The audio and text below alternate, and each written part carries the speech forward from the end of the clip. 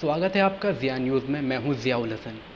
आज ज़िया न्यूज़ में ऐसे शख्स के साथ सवाल जवाब किए जाएंगे जो अपने आप में एक विपक्ष है। मतलब विपक्ष में बैठी इतनी सारी पार्टियों के नेताओं ने भी बीजेपी आरएसएस का इतना विरोध नहीं किया होगा जितना अकेले इस शख्स ने किया है। अब आप समझ गए होंगे मैं बात कन्हैया कुमार की कर रहा हूँ। जी हाँ कन्हैया जी, बहुत बहुत स्वागत है आपका ज़िया न्यूज़ में। मेरा सवाल यही है कि आपने लगभग 4 साल तक इतना विरोध किया बीजेपी आरएसएस का, घूम घूम कर भाषण दिए, सभाएं की, लेकिन उसके बावजूद बीजेपी और ज़्यादा ताकत के साथ आई है। मतलब वो फिर उसके बाद आप दिखने बंद हो गए हैं। क्या आपके हौसले में कुछ कमी आई है या आप सोच रहे हैं कि कोई फ़ायदा नहीं है बीजेपी आरएसएस के खिलाफ बोलना, इसलिए आप डिबेट में भी कम दिखाई देते हैं? इसका क्या कारण है? देखिए, इसका कारण ये है कि हम सब लोग जो है कोरोना काल में जी रहे हैं और इसकी अपनी परिस्थितियां हैं। तो मैं ये सवाल अगर आपसे पूछूं कि आप मास्क क्यों लगाए हुए हैं, आप ऑफिस से पहले मास्क नहीं लगाते थे, अभी मास्क लगा करके क्यों घूम रहे हैं? तो जैसी परिस्थिति होती है वैसी चीज़ें आपको अपने जीवन में लागू करना पड़ता है। अभी कहीं रैली नहीं हो रही है, कहीं प्रदर्शन नहीं हो रहा है। अगर प्रदर्शन हो भी रहा है तो वो ऑनलाइन हो रहा है, फिजिकल प्रोटेस्ट बहुत कम हो रहे हैं। हालांकि कुछ ऐसे कानून आए हैं, कुछ ऐसी परिस्थितियां हुई हैं जहां लोगों ने कोरोना काल की तमाम जो भय का वातावरण है उसको छोड़ते हुए सड़क पे निकलने पे मजबूर हुए हैं। जैसे अगर मैं दुनिया का उदाहरण दूं तो अमेरिका में जो है वो बड़े बड़े विरोध हुए, ब्लैक लाइव्स मैटर उस पे जो है बड़े आंदोलन हुए और वो लॉकडाउन की परिस्थितियों के दौरान हुए, कोरोना काल के दौरान हुए। अगर हम अपने देश की बात करें तो बेरोज़गारी के सवाल पे बड़ी संख्या में लोग जो हैं वो सड़कों पे निकले। उससे पहले मज़दूरों ने जो हमारे कोयले के खदान हैं उसका जो निजीकरण किया गया है उसके विरोध में मज़दूर सड़कों पे निकले। अभी पार्लियामेंट में जो 3 किसान बिल पास किया गया है, जो एग्रीकल्चर बिल पास किया गया है, उसके विरोध में किसान जो हैं वो सड़कों पे निकले हैं। आज 23 सितंबर है, आज राष्ट्रकवि दिनकर जी की जयंती है और आज इस मौके पे देश के मज़दूर अलग अलग हिस्सों में आंदोलन कर रहे हैं और आने वाली 25 सितंबर को किसान जो हैं पूरे देश में प्रतिरोध करेंगे। कई जगह पे जो है भारत बंद का भी आह्वान किया गया है। तो स्वाभाविक रूप से जो कोरोना की परिस्थिति थी उसमें जो पारंपरिक राजनीति का तरीका था वो बदल गया, लेकिन सरकार का चरित्र नहीं बदला, सरकार का स्वभाव नहीं बदला, सरकार के अत्याचार करने के तौर तरीके नहीं बदले। तो मजबूरन लोग सड़कों पे निकल रहे हैं। तो जब लोग सड़क पे निकलेंगे तो हम लोग से बाहर नहीं हैं, हम भी उनके साथ सड़कों पे निकलते हैं। और रही बात आरएसएस और भाजपा के विरोध करने की, तो निश्चित तौर पे बीजेपी सरकार में है, सरकार होने के चलते उनकी जिम्मेवारी है, उनका दायित्व है और वो जो वादा करते हैं उन वादों को यदि वो पूरा नहीं करते हैं तो इस देश का नागरिक होने के चलते ये हमारा कर्तव्य है कि हम सरकार से सवाल करें, सवाल पूछें। रही बात उनके जीत जाने की, तो उनके जीत जाने के कई कारण हैं और विपक्ष का हार जाने का भी बहुत सारा कारण है।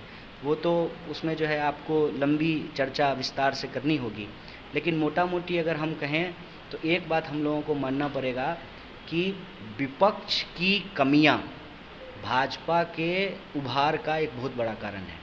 बहुत सारे ऐसे सवाल हैं जो सवाल विपक्ष के द्वारा सही तरीके से नहीं उठाया गया जब वो सत्ता में थे।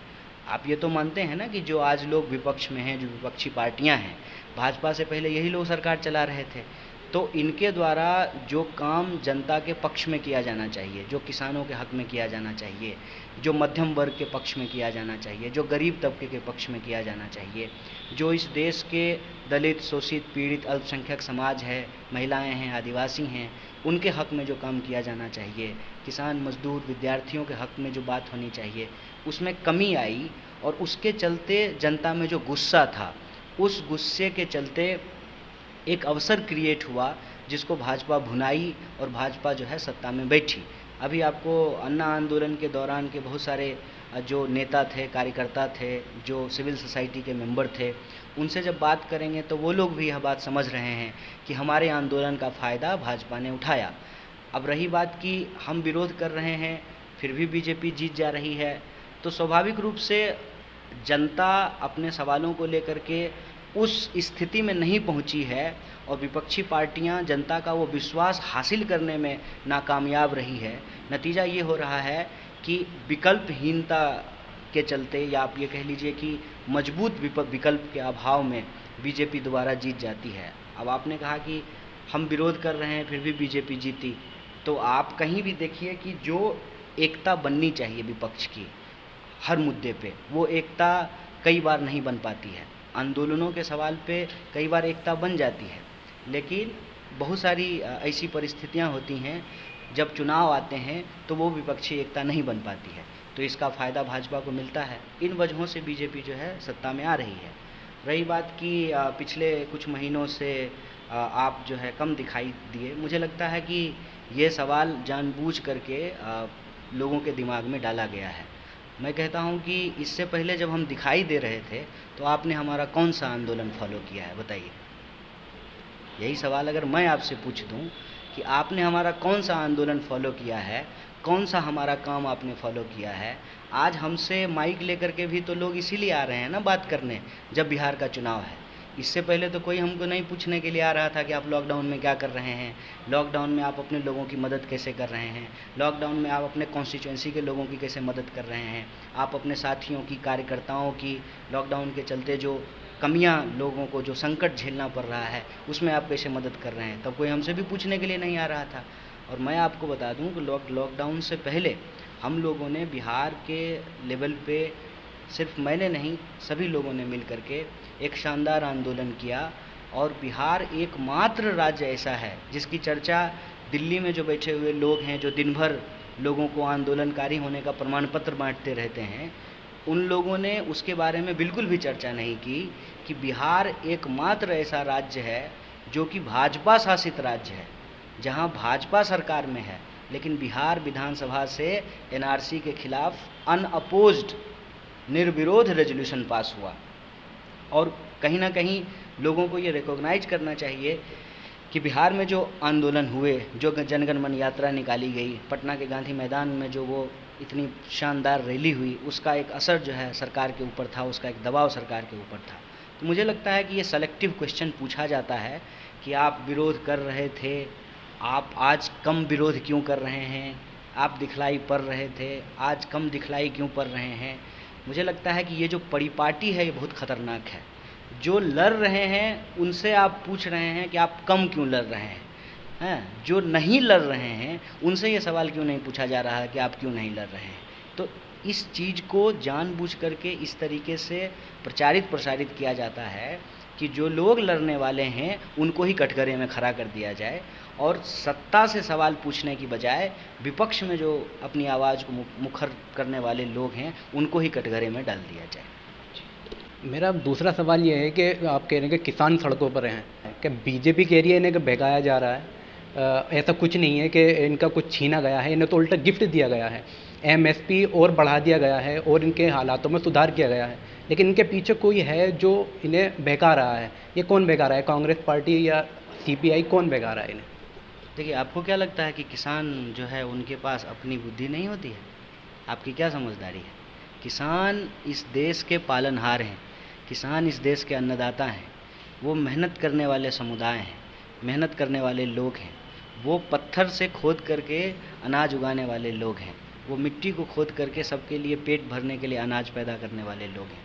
उनको कोई बहका नहीं सकता है, वो दिन रात मेहनत करने वाले लोग हैं। ये बात जो बोली जा रही है, दरअसल ये बात जो बोलने वाले लोग हैं वो असल बात को भड़का रहे हैं। आपने कहा कि एमएसपी बढ़ा दी गई है, किसानों को गिफ्ट दिया गया है। तो मेरा एक सवाल है कि नोटबंदी जब की गई थी तब क्या कहा गया था? काला धन वापस आ जाएगा। और जो लोग नोटबंदी का विरोध कर रहे थे उनके बारे में कहा गया कि ये लोग काले धन के समर्थक लोग हैं। फिर उसके बाद जीएसटी लागू किया गया। जीएसटी का भी जो लोगों ने विरोध किया तो लोगों ने क्या कहा कि भाई जो लोग जीएसटी का विरोध कर रहे हैं वो टैक्स चोरों के समर्थन में है। मेरा सवाल है कि क्या नोटबंदी के बाद काला धन वापस आया? क्या जीएसटी के बाद कर चोरी बंद हो गई? स्थिति ये है कि जीएसटी का जो हिस्सा है राज्यों का, केंद्र सरकार उसको वापस नहीं कर रही है। और अभी जब किसान बिल लाया गया है तब भी यही बात की जा रही है कि ये किसानों को गिफ्ट दिया गया है, और किसान जो विरोध कर रहे हैं बहुत सारे लोगों ने किसानों को ही आतंकवादी बोल दिया है। तो ये बड़ी दुर्भाग्यपूर्ण स्थिति है। किसान के बारे में यह समझदारी रखना कि उनको समझ नहीं होती है, ये अपने आप में किसानों का अपमान है। और भारत एक कृषि प्रधान देश है, तो ये इस देश का अपमान है। जब हम खेती किसानी का अपमान करते हैं तो हम इस देश का अपमान करने वाले जो लोग हैं उनका हमको पर्दाफाश करना पड़ेगा और उनसे ये सवाल पूछना पड़ेगा कि किसान जो मुद्दे उठा रहे हैं उस मुद्दे के बारे में कोई ठोस बातचीत क्यों नहीं होती है। अगर कह रहे हैं कि एमएसपी नहीं ख़त्म की जाएगी या एमएसपी बढ़ाया जाएगा, तो एक लाइन उस बिल में लिख देने में क्या समस्या है। मैं तो यहाँ तक कहता हूँ कि मोदी जी के ऊपर इस देश को बड़ा भरोसा है, तो मोदी जी क्या पता आपके जाने के बाद जो दूसरे लोग जीत करके आएँ वो किसानों के साथ धोखाधड़ी करें, तो आपके नेतृत्व में ही यह बात सुनिश्चित कर दी जाए। आप उस बिल में यह लाइन लिख दीजिए कि किसी भी स्थिति में एमएसपी से कम पर किसानों की फसल की खरीद नहीं होगी, और जो लोग उससे कम में फसल खरीदने की कोशिश करेंगे उनके ऊपर आपराधिक मुकदमे दर्ज किए गए, क्रिमिनल केस दर्ज किया जाएगा और उनको जेलों में डाला जाएगा। ये बात लिख देने में क्या दिक्कत है। दूसरी बात मैं आपको बोल रहा हूँ कि ये गुमराह करने वाली बात बोल करके दरअसल गुमराह करने की कोशिश की जा रही है देश को। क्या किया गया है, किया ये गया है कि जो आवश्यक उत्पाद की चीज़ें हैं जैसे प्याज है और दूसरी चीज़ें हैं ज़रूरत की, उसको आवश्यक वस्तुओं की सूची से हटा दिया गया है। मतलब ये है कि काला बाजारी करने को एक कानूनी अमली जामा पहना दिया गया है। इसीलिए किसान इस देश के इस बिल का विरोध कर रहे हैं। उनका विरोध करने का सीधा कारण है कि आप छोटे छोटे किसानों का उनकी खेती किसानी छीन करके अपने ही खेत पे आप उनको गुलाम बना देना चाहते हैं, और इस देश में जो बड़ी पूंजी के मालिक हैं उनके हाथ में खेती किसानी को सौंप देना चाहते हैं। मतलब दाल ऑलरेडी जो है वो अदानी जी के पास उसका पूरा का पूरा एकाधिकार धीरे धीरे जाता जा रहा है। तो दाल चला जाएगा अदानी जी के पास, दाल अदानी जी के पास, बाकी जो बचा वो अंबानी जी के पास। तो ये जो बड़ी पूंजी का छोटे छोटे किसानों के हक और अधिकार को छीनने की जो साजिश है उसके खिलाफ में किसान सड़कों पर हैं, और जो भी विपक्षी पार्टियां हैं ये उनका दायित्व है कि वो किसानों के साथ कंधे से कंधे मिला करके खड़े हों। हमारी पार्टी और हमारा किसान संगठन ऑल इंडिया किसान सभा बाकी और किसान संगठनों के साथ मिल करके इस आंदोलन में शरीक हो रहा है, इस आंदोलन में शामिल हो रहा है। और मैं समझता हूँ कि किसान हित की बात करना, जवान हित की बात करना, मजदूर हित की बात करना, मध्यम वर्ग के लोगों के हित की बात करना, स्मॉल स्केल और मीडियम स्केल इंडस्ट्रीज़ के हित की बात करना, जो छोटी पूंजी है उसको बचाने की कोशिश करना, उनके हित की बात करना ही देश हित की बात है।